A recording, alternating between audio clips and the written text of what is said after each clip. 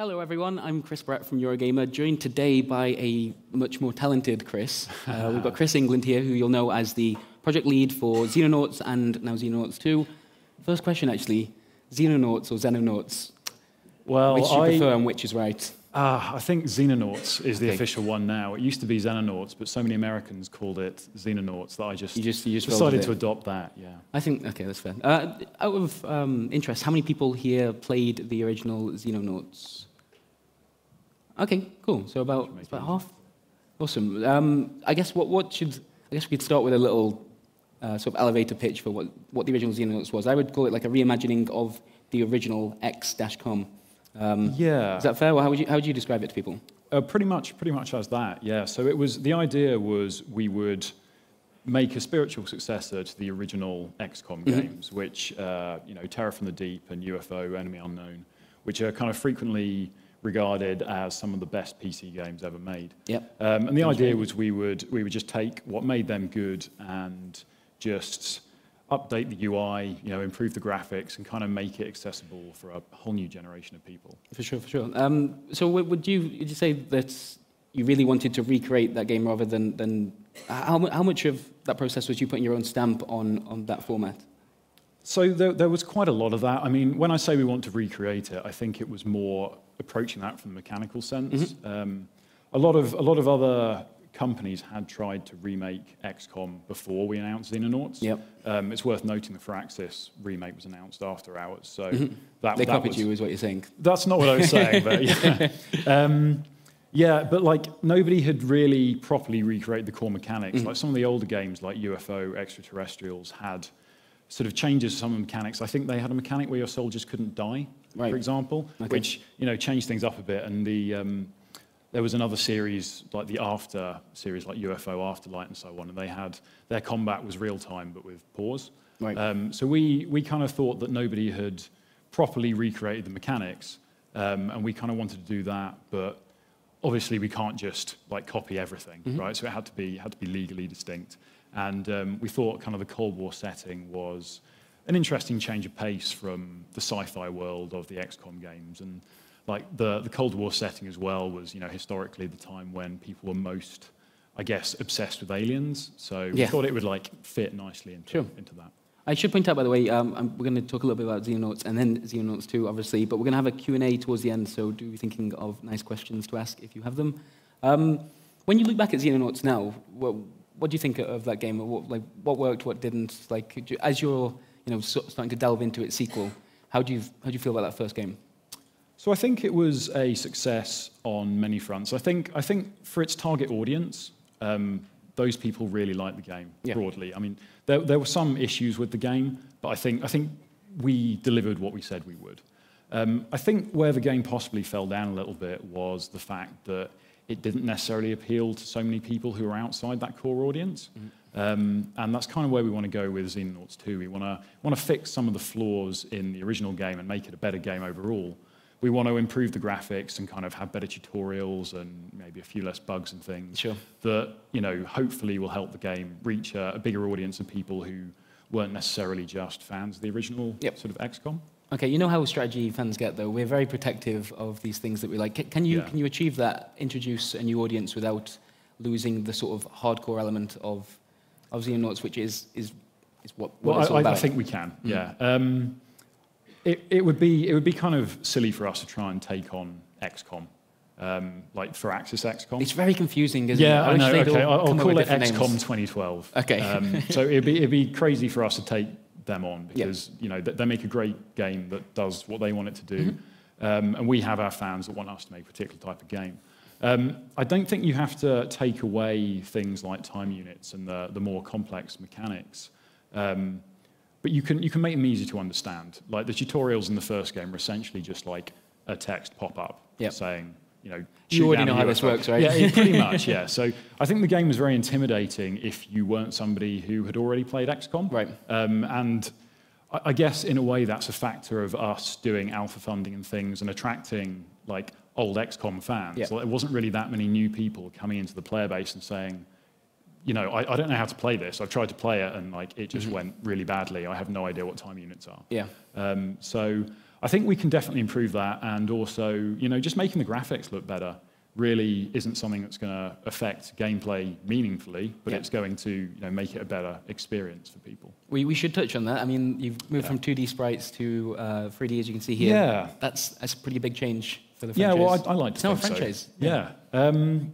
I think we've done a really good job in kind of updating the visuals so they look a bit more modern.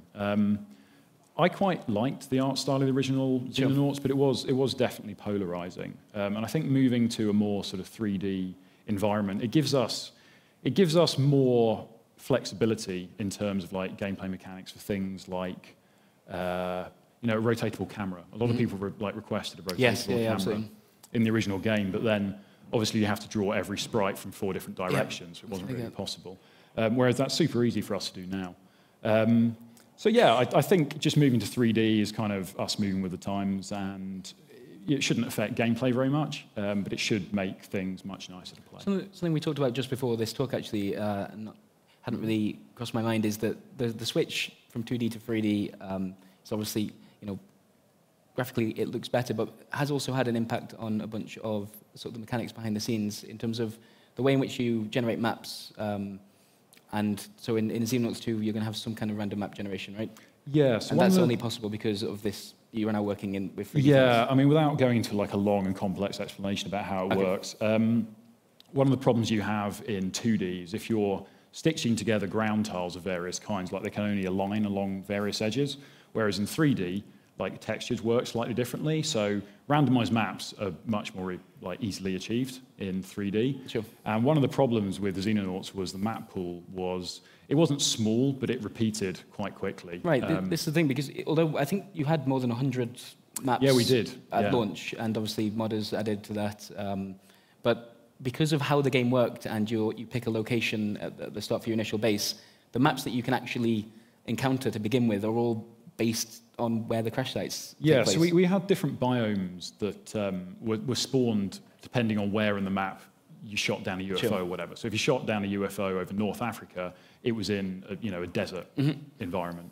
And the way we set it up is we had a certain number of maps for each type of UFO. And we'd have, say, like 3 maps for the early UFOs. And we had like 8 different biomes. So we actually had like nearly 25 maps for the early UFOs. But what we didn't really twig until a bit later in development was, you place your starting base in North Africa, and then you shoot down all the UFOs in North Africa. So the map pool is actually relatively small for any given area. Yeah, of course. So what we're working on now is kind of, you'll see it towards the end of like the rotation of screenshots, but we have some quite cool technology that lets us kind of reskin any map into like all the different biomes with just like the click of a button, which means that we can design 25 maps, and then like they will be in every single biome. So it doesn't really matter where you shoot down the UFOs, you'll get a bigger selection of maps. That's good. I guess it means that you're not running the risk of players like picking one of the more boring locations to start in. Like all those maps are going to be there. Yeah, and we're also going to do more in terms of randomizing the maps that do exist. So hopefully you won't get that really sort of bad feeling when you load up a mission and go, oh, I know the layout. Yeah, I know of this where map. the UFO is. I know where the UFO is. I know where the aliens are. Like the challenge is just evaporated. Absolutely. So, yeah, I won't make this comparison too much because I'm sure it's frustrating. But XCOM 2, the Firaxis one, like they brought in procedural map generation this time around, and they had the same problem with their first game, and it really sort of addressed it made a huge difference, and I hope it will give us the same effect essentially. Exactly.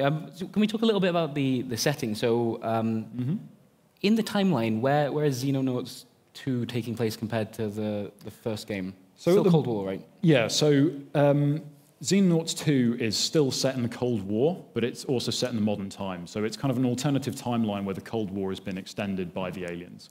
And we're going to try and play a little bit more with the setting this time, because we used the Cold War setting for the first game, but then we didn't actually use it. We just, like one of the regions was called Soviet Russia, and that was it. That's all we did. That's my knowledge of the Cold War. That sounds right. Yeah. Yeah. But I mean, there was some tension between the different superpowers in the Cold War. Right. And we kind of want to bring that into the game. Oh wow! So an actual mechanic on the GSP? Yeah. Like I'm not sure exactly how we manifested, but like one of the lose conditions that we're thinking about is if the aliens are able to set the world powers, on each other, fighting each other, that is how they win the game. That sounds really cool. Yeah, so it would be nice to. It doesn't necessarily have to change the mechanics of the game dramatically, but I think if we can use the setting in a kind of a more immersive way, then that'll be great. Yeah, one of the interesting things about the sort of XCOM idea is that the aliens can have some influence on human politics, and you're often having to worry about your own governments as much as the alien threats. That's a cool thing to try and represent. Sure. Yeah, it is. And one of the things that the original XCOM, and I'm talking about the 1994 one here, did God was... damn it, Firaxis. I know, yeah, it's so confusing. One of the things they did that maybe we didn't quite manage to bring into Xenonauts was their game had like quite strong elements of like the UFO lore and the kind of like infiltration stuff and like the Men in Black, like not the Will Smith film, but the kind of like shadowy government agency kind of thing going on. Whereas Xenonauts was kind of like a much more military kind of feel. It was like a straightforward war. And that, in a way, that fell down a bit because you're talking about an organization that has like 3 jet planes and like a dozen guys with rifles like fighting a proper war against the aliens. So I think the setting works a bit better if the aliens and the Xenonauts are both kind of fighting a more sort of like shadowy conflict against each other rather than it just being like all out. Yeah, that justifies the smaller squads. Yeah, that's always been a slightly weird thing about these games is that we're being invaded by aliens and we send out like 6 dudes that are really bad at shooting for a long time, and then eventually they get good. Yeah, I mean, that's very true. Mechanically, it works really well. Don't get me wrong. Well, yeah, so that's one of the problems. Like, you have to try and like justify it in the setting without changing the mechanics. Because if you just give the guy a bunch of like really awesome soldiers at the start, and then give them like 200 of them, and a load of tanks, then like the game's not really going to be that much fun. So you have to come up with like some really contrived reasons as to why you have 6 like rubbish guys trying to fight the aliens off by themselves. And we have done some stuff with the setting. Like I'm not going to go into it in too much detail because I'll be talking for a long time if we do. But we are trying to use a setup where it's a little bit more justified in the game as to why the Xenonauts are the only guys who can fight the aliens. And they're basically using such small teams. And it's fine. We're all okay with it. I'm only joking. Yeah, like, it works really well as a game. People tend to gloss over the stuff if it allows them to have the game mechanics they want. Absolutely. So we talked earlier on about the fact that the whole premise behind Xenonauts was that you wanted to sort of recapture that initial gameplay from the original XCOM. With this sequel, how much of that is going to change? Like, what if you were to put Xenonauts and Xenonauts 2 next to each other, aside from the setting and the fact that it's gone from 2D to 3D, like mechanically, are we going to see much difference, or are you undecided? So we would like to in certain areas. So I wouldn't like to change the core ground combat mechanics that much, because I think the ground combat's the meat of the game, and like the time unit based system I think works well, even if it was badly explained in the first game. And I think we want to, as I said, we want to explain that better rather than change that.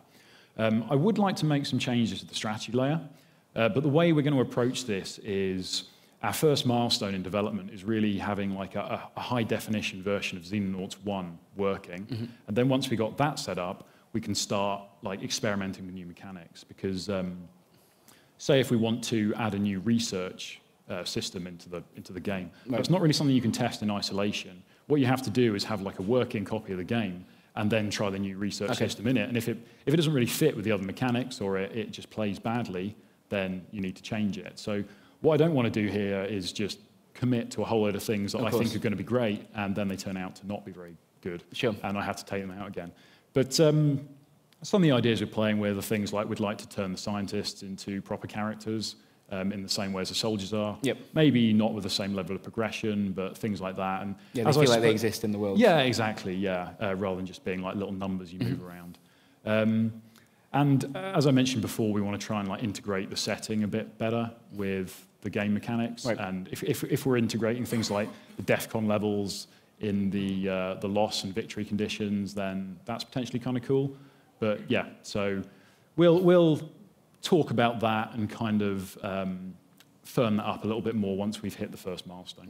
Which is making it look good. Making it look good, and also have like a working game that we can put out on like Steam Early Access and things without people, angrily giving it negative reviews that it's not working. Yeah. This leads on to an interesting point, actually. I don't know how many people are aware of this, but there is already a very, very early version of Xenonauts 2, which people can download for free from Yeah, GG.com? so people may not be aware of this, as you say, but we've had free versions of the game that have been available for download on GOG Galaxy or GOG Galaxy, whatever you want to call it. And that's been out since kind of like late November, I think. But the idea is it's a single combat mission, and we put out updates for it every other week. Right. And yeah, we're just using that to get player feedback to kind of improve the experience before we go into early access. So it's kind of like a pre-early access, early access. Making games is so weird now. I know. It's getting a bit meta, isn't it? Yeah. But yeah, so that's actually been super helpful for us. Like, the game's made huge amounts of progress since we first unveiled it in November. And yeah, like it's just be really helpful if people would go and play it and then kind of post up some thoughts on our forums, because like the improvements we make are just lots and lots of small iterative improvements. And together it really improves the game. That's great. I mean, when I was sort of questioning about what the end game and the mechanics might look like, I guess the answer is, like you say, you don't really know yet, because so much of this is going to be about working with that community. It is, yeah. I mean, it's something we did quite successfully in the first Xenonauts. I think we had some really bad ideas that the community managed to like shoot down, and you know, they helped find a lot of like gameplay flaws in the game and like balance issues and everything. And the final game was so much stronger for the community interaction that we had, that we really want to go ahead with that in Xenonauts 2. But obviously the current state of early access means that you've got to be careful about what you release. Right, yeah. So we just figured, you know, putting out something free gives us the best of both worlds. Yeah, exactly. Yeah, I was going to ask, why is it not already on Steam Early Access? Because for you, that is probably going to be the biggest platform for that kind of experimentation. Yeah, it is. There's two main reasons for it. The first one is basically Steam reviews. We're quite concerned that any negative reviews you get in early access, which can be from people who don't really understand what a game in early access is meant to be. You know, they expect a finished game essentially with a few balance changes that need to be done. We're a bit concerned that if we put it out too early, we get a bunch of those reviews that just kind of drag down our average. Then when the game's actually released, we'll have like a negative review score of, you know, I don't know, what, 60% or something. You get the little orange thing on Steam. And then I think that would have a really negative effect on sales throughout the entire lifetime of the game. So we're a bit concerned about that. There's a sweet spot to try and pick. Yeah. And also, you only really get one Steam Early Access launch. So you want to make sure that you have the best game possible, because like, then it converts well when it's on the Steam front page, and you get to stay on the Steam front page for longer. So you don't really want to blow one of your opportunities by putting out something that's a bit unpolished. So we're fortunate in the sense that we have reasonable amounts of money that have come in from the first game that we can use to like fund ourselves through this period. But if we didn't have that, like, I don't really know what we'd be doing. Sure. So. We sort of found this a little bit from our perspective in terms of how and when to talk about games, because that early access launch ends up being so important. Yeah. Often when the game actually comes out and, you know, the reviews go live and we talk about it as a full release, people are like, yeah, we know this. We've been playing this game for literally 6 months. So I guess picking that moment is going to be vital. Do you have any idea how far away that point is in terms of actually making the jump to? Yeah, so our timetable, which is very much still subject to change, is that we'll hopefully be doing a Kickstarter in 6 to 12 weeks from now. Okay. That may get pushed back depending on the progress, but essentially, yeah, we're going to do a Kickstarter, and that will hopefully go on for about a month. At that point, we'll probably discontinue the free sort of demo version we have at the moment, and then we'll take a few months, like 2 or 3 months, to join the strategy layer of the game to the ground combat and just polish up all that kind of stuff so we have something ready for Steam Early Access. And the idea is we'll be beta testing that with the Kickstarter backers. And at that point, hopefully, which is 6 months away maybe, then we'll have our early access launch. Cool. Hopefully spend 6 to 12 months in early access and put the final game out. Awesome. I think we'll move on to some questions from the crowd in a second. Do we have a microphone that can go in the middle? I think we do. Oh, yes. Well, that happened. Before that, I guess a slightly bigger question just to end on. Kickstarter and early access, or these new tools that the developers have access to, it feels like games like Xenonauts 2, which are going after a very dedicated crowd. Obviously, you've said you want to try and expand that this time, make it a little easier to get into. But could you make this game before now? Like, it seems like this is the perfect moment where smaller communities can fund more exciting. I would argue it's the other way around, actually. Like, I think because when we did Xenonauts 1 and we were on Kickstarter, like that was when Kickstarter was like still cool and new, and because it was only like a month or two after Double Fine like finished there. So that 2012, is it, or yeah, maybe, yeah. I don't know, but it was quite shortly after Double Fine did it. And when we launched on Steam Early Access, again, like we were one of the first titles on it. Right, so we were quite lucky in that sense that we kind of rode this wave of optimism, and people have become more cynical about Kickstarter and Early Access since then. So I don't. The answer is I don't really know. I'm hoping that the fact we're an established studio now, and we've done it once before and proved that we're not just going to throw all the money away, that people will be willing to back us. But I think in the days when people were like really excited about Kickstarter, you were more likely to get like a random person look on Kickstarter and say, "Oh, I really like the look of that game." So we've got two counterbalancing forces that like we did it back in the day when everything was still like new and interesting, but now we're more established. So I don't really know how it's going to play out. And to just discuss the point you mentioned a second ago about if I was a new studio or if we were a new studio. I don't know. It's a tough market out there, I think. I mean, people have proved it can be done, but I think we definitely hit a sweet spot when we were developing the first game. So people were more willing to give, early access, alpha-funded games the time of day. At least you've got a community that's in place now that are already playing the pre-release, pre-version. Yeah, well, apparently there were 6,500 people so far have played the free demo, which is pretty good because there hasn't been that much publicity for it. So I'm confident there is a community around the game who want to play it. It's good to see people here who have played it. So yeah. Awesome. Thank you. Hello. I was wondering how customizable will the characters be in this game? How small will they be? How customizable? Oh, sorry. We're not going for full like XCOM 2 customization where you can, do the head slider things. But one of the things we are doing on Kickstarter is we do have one of the tiers. It's quite a low tier. It's like $50 or something. So it's only like $25 more than the base game. Is essentially putting yourself in the game, and we have an actual like character portrait customizer thing where you can choose from a whole bunch of different like face layers to create something that looks vaguely like yourself, and then put that in the game as a soldier or anyone you like essentially. But the average soldiers you get in the game, they won't be that customizable in terms of like their visual appearance.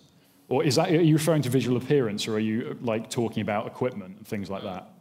Both. Both, okay.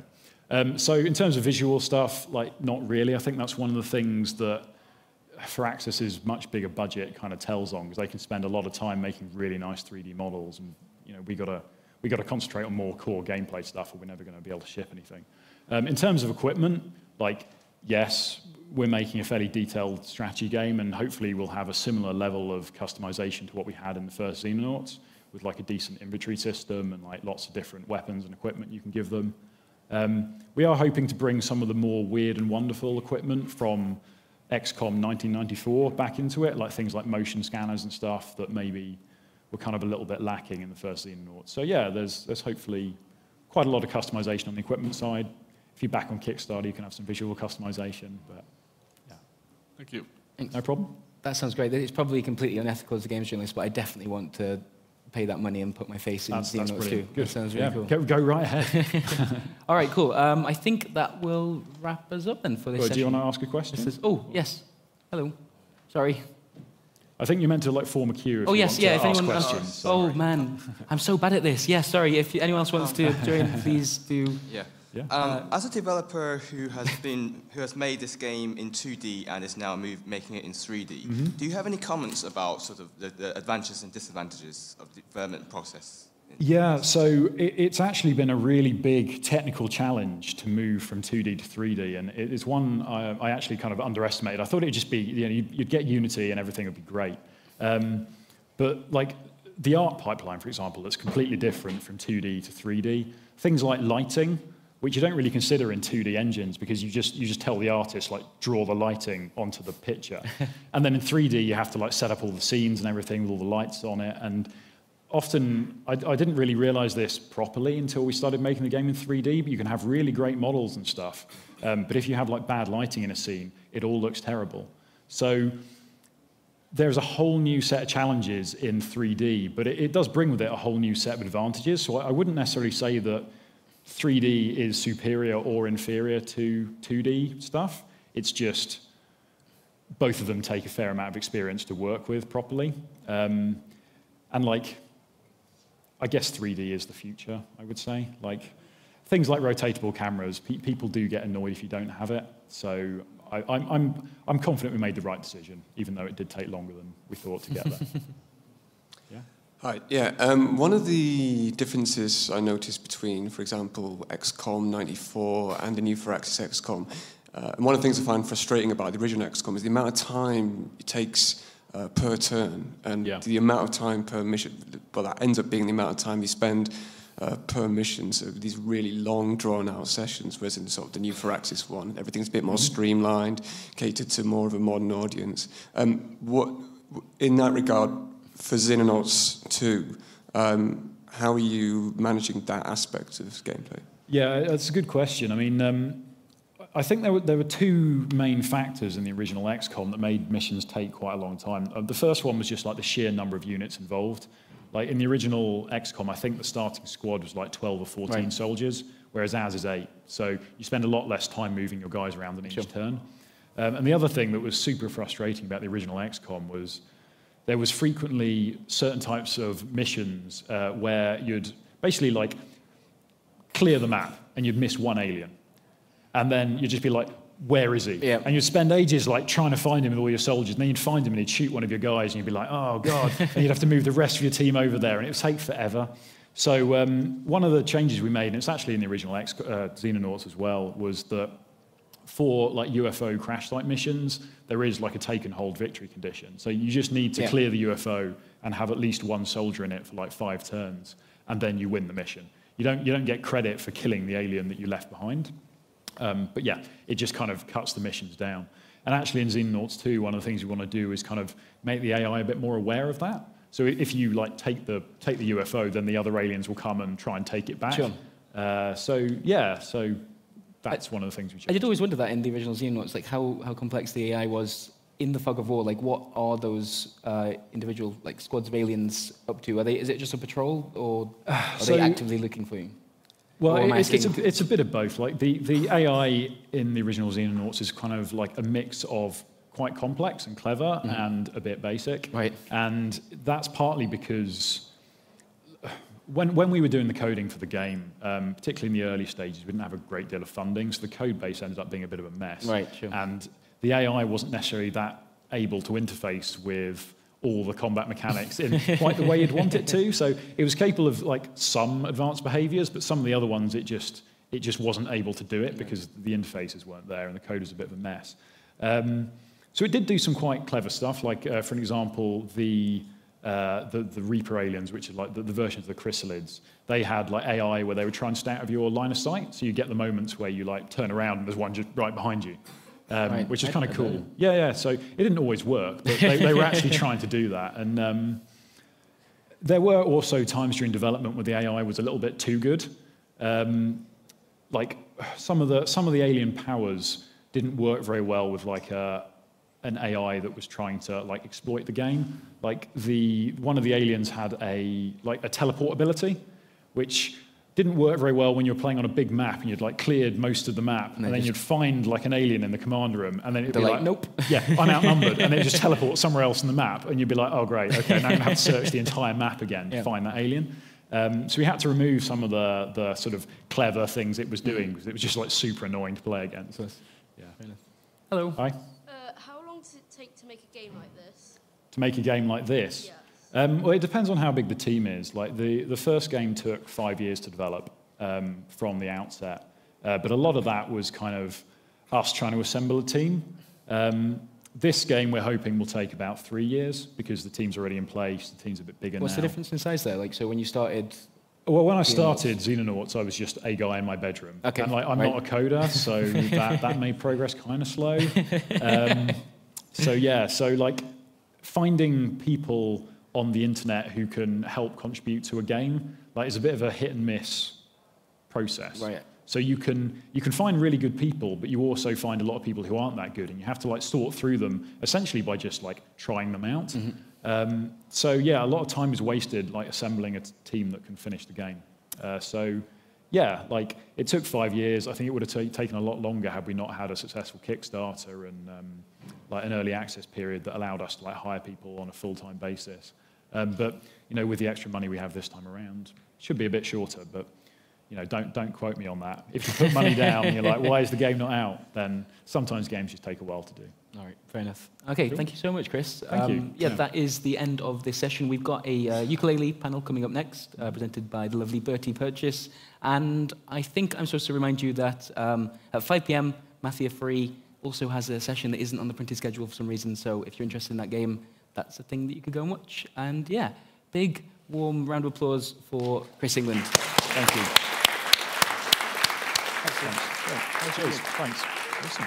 Cool.